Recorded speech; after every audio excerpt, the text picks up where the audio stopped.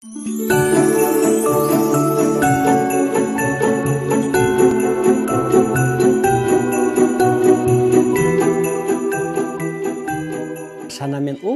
кетеміз.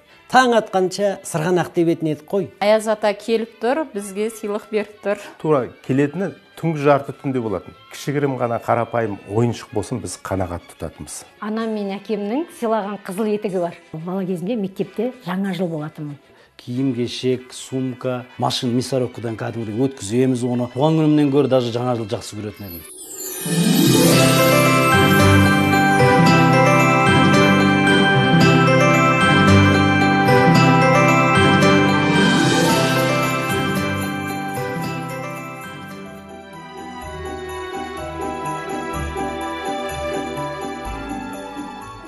Үлкен пакеттің ішінде есімде жол көз дәптердің парағын ұзыннан машинкамен тіккен екен.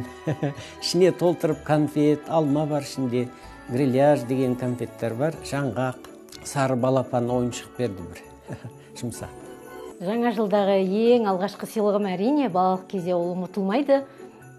Анам мен әкемнің сыйлаған қызыл етігі бар. Киізден жасалынған, о кезде бала кезде жаңағы оюлы өрнектері бар, алдында замогы бар, сондай жылы. Кішігірім ғана қарапайым ойыншық болсын, біз қанағат тұтатынбыз. Ең алғашқы алған сыйлығым қуыршақ еді Аяз атадан. Мен бірақ сол кезде тек көліктерді жинаумен айналысатын тұғым, қуыршақ емес. Есімде ең бір кожаный сумка сатып алып берген, артқа ілетін. Сол мен үшін ең бірінші есімде қалған сыйлықтың бірі сол. Кейін келе кішкене өсіп келе жатқан кезде Дэнди.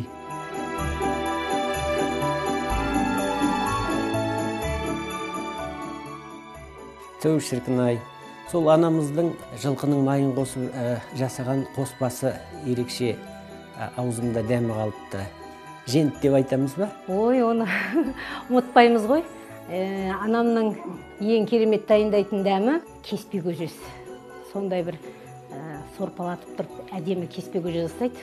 Барған сайын неге соны кеспе көжесін сағынып барамыз, ерекше. Ол кездегі тіс батпайтын карамелдер, боргамбиттер, әлі есімізде дәмдер. Одан тәтті конфет жоқ сияқты көрінетін дәмдер. Әлі есімде күзгі егістен әкем қауын қарбызды қоймаға сақтап, 31 желтоқсан күні кешкі аста дастарханға сол қауын қарбызды әкелген кездегі жұпар аңқыған иісі мен дәмі бал үйрер әлі есімде. Ең бір сүйікті тағамым, қазіргі күнде де мантыны жақсы көрем. Бала кезде ол бір праздничный тамақ болды.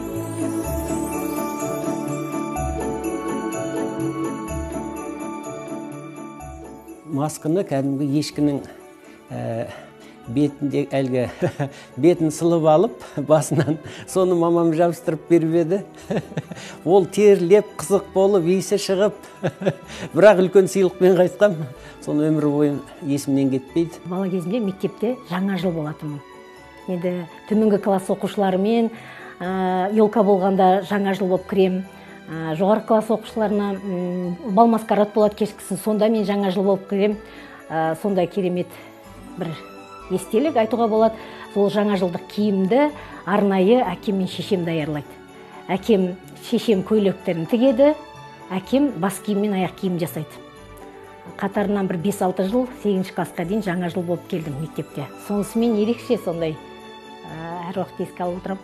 Шалғайдағы ауылға қыстық каникулға менің әпкелерім оқудан келетін, жоғары оқудан. Сонда келгенде ең құрғанда әр қайсымыз бір сыйлық алып келуге тырысатын. Сол сыйлықтар әлі есімде. Қандай ойыншық әкелетіні, қандай жаңа конфет әкелетіні, олар үшін, олардың келуі біз үшін мына Аяз атамен пара-пар. Жаңа жылда қызықты оқиға өте көп. Соның бірі ағамның әскерден оралған. Балалық шақтағы жаңа жылдың дәмі бөлік бәрібір. Жаңа жылдағы, сол балалық шақтағы жаңа жылдың болмысы бөлік болды. Қазір басқаша, өзінше рең беріп, басқаша қарсы аламыз.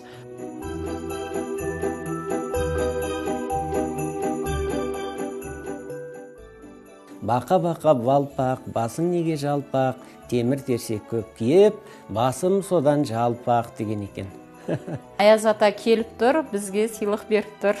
Аппақ жапалақтап, Қар жауып тұр тынбастан, қалың орман, қар жамылған. Маужырайды түнгі аспан, о алақай Аяз ата келе жатыр алыста, кел билейік, үйренейік, ол келгенше жаңа жыл. Құрметті әріптестер, жаңа 2021 жыл құтты болсын. Сіздерге жаңа жылда отбасыларыңызға береке бірлік, бақыт, денсаулық тілеймін. талапты, талантты жастар тілеймін. Ауызбіршілік тілеймін. Қарбаласы аз, мақтауы көп, жаманшылығы жоқ, жақсылығы мол, тың идеяларға толы, берекелі де мерекелі жыл болсын.